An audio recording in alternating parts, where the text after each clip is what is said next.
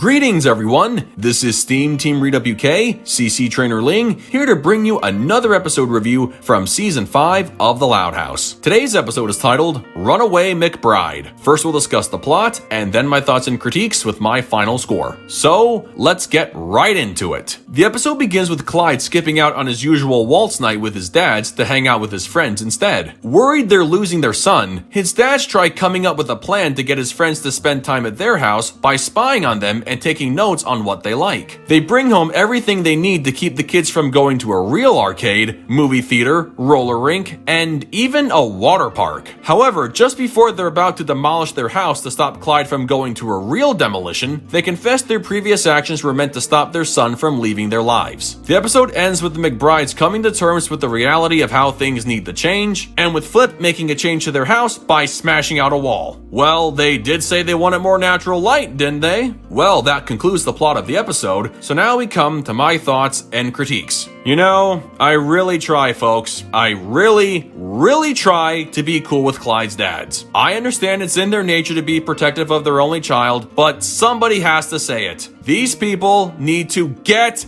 a grip! Seriously, how many times do they have to keep going through the same lesson of learning to let go until it finally seeps in? This episode simply recycles the same paternal conflict these dads have had in how many episodes prior, so yes, keep that in mind when I get to my final score. Strangely enough, Harold was once more emotionally stable than Howard in Overnight Success back in Season 1, and yet both ended up becoming one and the same in pretty much every episode afterward. I just don't understand how this behavior keeps happening over and over with nothing ever being learned. At face value, as a parent, I understand it's hard to let go of our kids when they get older. Mr. Loud had a hard time letting go of Lori, literally and figuratively in school, and Rita had an entire episode dedicated to accepting how her daughters were growing up and were becoming more independent. That episode demonstrated how kids don't always want to associate themselves with their parents when they get older, and based on the forms of entertainment these two dads embrace, I don't believe any one of those kids would be caught dead in a toga. Well, okay, Rusty said he'd look good in one, but that's just him. Now, based on past instances, Clyde has always wanted a bit more freedom from his dads, as we see in episodes like Snow Way Down and Exchange of Heart. And you would think by this point in the series, the lesson of learning to not be so overprotective would have stuck with his dads. Nope, not then, not now, and possibly not ever. Knowing they openly admitted to going overboard doesn't help their case either. These two guys drove themselves crazy by spying on their son and his friends,